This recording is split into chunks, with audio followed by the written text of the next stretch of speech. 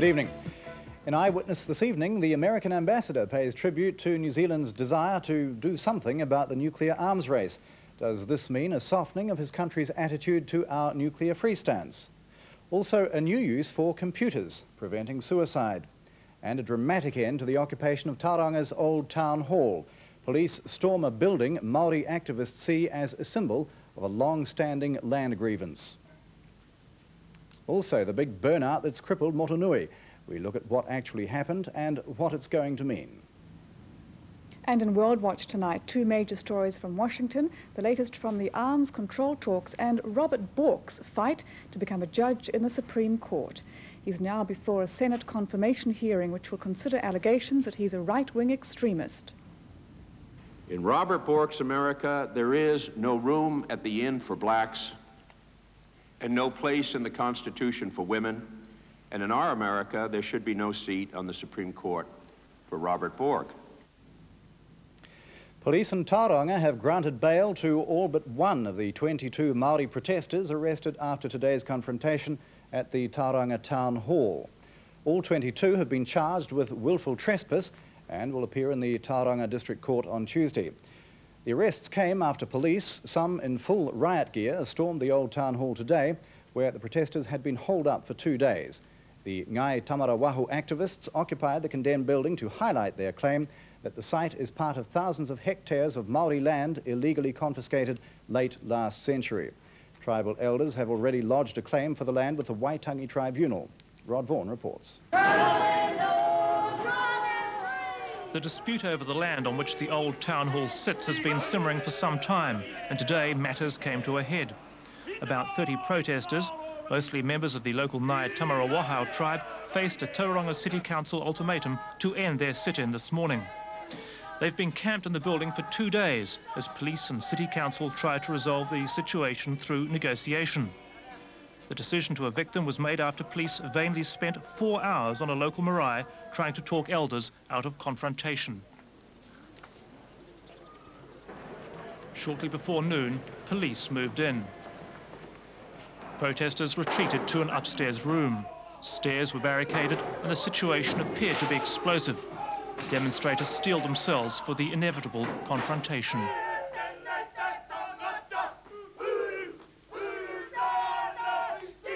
And it wasn't long in coming.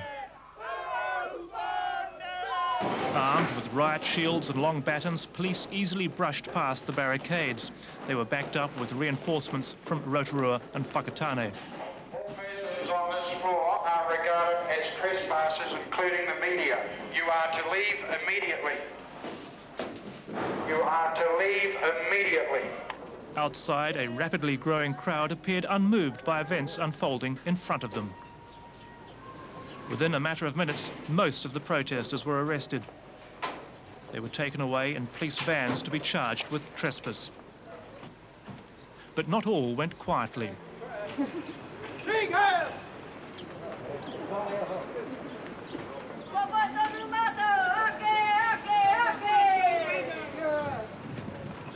They left behind a sacred powhenua, which signifies their claim to the land. Tribal elder Matio Tarawa is a veteran of Bastion Point and the land hikoi. This is our land. We are the tangata whenua. But how legitimate is your claim to that land? We were raped of 214,000 acres of land here in Tauranga Moana. We, the Ngai Tamarawahu, were dispossessed of all of our land, bar maybe 200, 300, 400 acres, that's about all. Pūria Marae, which stands on the other side, which is the pillar post of Ngai Tamarawahu, have only a few acres of land. They would be lucky if there's 30, 40 inhabitants living there. That's how dispossessed our people are. Why take such precipitate action? Why not wait for the tribunal? Surely it will be heard sometime next year. We feel that the time is ready now for us to make a real stand right throughout Aotearoa. I have stated earlier there won't be no lasting peace here in Tauranga Moana now until there is justice.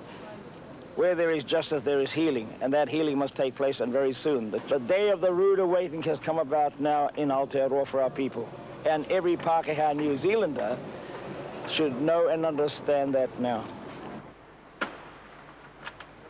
Early this afternoon, a demolition gang moved in on the old town hall. The building should be totally demolished within a fortnight. It'll make way for a new civic centre, which, according to the council, could have cost another $1 million had demolition been greatly delayed. As the sledgehammers moved into action, Maori elders maintaining vigil outside received a visitor. The Anglican Bishop of Waipu, Peter Atkins, has a keen interest in what's happening. The land claimed by the tribe was apparently sold to the Church Missionary Society about 1839. But following the Battle of Gate Pa, it was confiscated by the Crown. Today, opinions differ on whether the tribe has a claim to the land through the Waitangi Tribunal. Some people believe the tribe hasn't got a case, but the Anglican Church disagrees. It is the Maori people who invited the church here. It is the Maori people who gave us what we needed to do as a church. Is it your belief that the local tribe does own the land upon which this town hall stands? My belief is that the tribunal is able to listen to all of that. But it is the Maori people who are the tangata whenua of this country, and there's no doubt about that. But it is up to the tribunal, which is our current expression of the treaty, which must listen, and we have full trust in them. Well, what is your feeling about events of today? My feeling is tears. My feeling is tears for the people. They are my people, both Maori and Pākehā. I'm tears for the police and the pain, tears for the officials who have to carry out the decisions, tears for the people who are involved now. And we as a country are crying. That report from Rod Vaughan in Tauranga. Now with today's other top stories, Robin. Kia ora. Siamese twins born in the Solomon Islands arrived in Auckland a short time ago for surgery to separate them. It's the first time such an operation will be performed in this country. The Air Force Orion arrived back at Whenuapai after a 6-hour trip with its precious cargo described as being in an extremely stable condition. The infants, both girls, were transported in an incubator taken to the islands by a medical team from Auckland Hospital and the Air Force. They were born in Honiara 10 days ago and are joined from the top of the chest to the navel. Preliminary examinations indicate they don't share any major organs, including the heart. If that had been the case, nothing could have been done for them. It's believed one of the infants may have a hole in the heart, and for this reason the separation operation will probably be done at Auckland's Green Lane Hospital. The medical team spent a number of hours examining and stabilising the conditions of the babies before their long flight. They're accompanied by their young mother, who's believed to have come from an outlying island off the Solomons. The infants were not premature. Normal delivery, in fact, normal length of gestation. I think it came as a bit of a shock, in fact, when I came out as Siamese twins. Very rare. And the trip over, was that any particular problem? No, there were no problems whatsoever.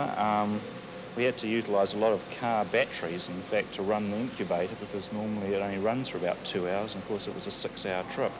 But aside from that, no problems at all. A bit of jerry-rigging and it all went well. And the mother of the children, how is she? She seems she seems fine, really. She slept for most of the trip back. Very happy. An ambulance quickly took the infants to St Mary's Children's Hospital, where they'll undergo extensive tests and further examinations before the operation to separate them is performed. The latest violence in Fiji has prompted Air New Zealand pilots to continue their policy of not flying to the troubled nation. The Airline Pilots Association told Air New Zealand today the directive will stay in force until what it calls a satisfactory level of political and social stability returns to Fiji. In Fiji itself, tonight, the police commissioner vowed a major crackdown on the continuing wave of arsons and violence linked to the crisis. The Governor-General and Army Commander Rambuka met for talks in Suva this afternoon as police stepped up patrols backed by army units. The Tokay movement tonight accused the Indian-dominated coalition parties of using delaying tactics to thwart a settlement of the crisis. Final preparations are being made for the state opening tomorrow of Parliament and the resumption of parliamentary business. Today, another ceremony, the swearing-in of MPs.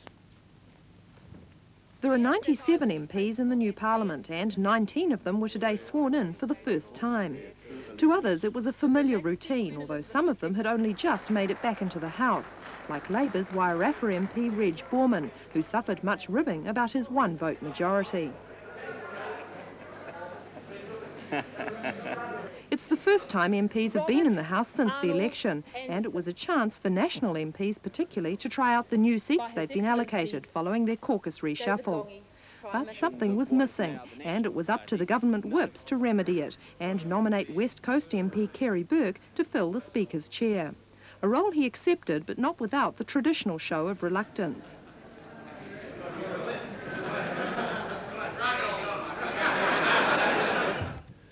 A summit is necessary, say the Russians, to make real progress in arms reductions. This was the message from Soviet Foreign Minister Edvard Shevardnadze, currently visiting Washington. Shevardnadze spent 3 hours in talks with Secretary of State George Shultz and brought with him a letter from Soviet leader Mikhail Gorbachev to President Reagan. Shevardnadze gave Mr. Reagan an 8-page, double-spaced letter from Soviet leader Gorbachev. Officials described it as optimistic and said it deals with arms control issues, both intermediate range and long-range strategic forces.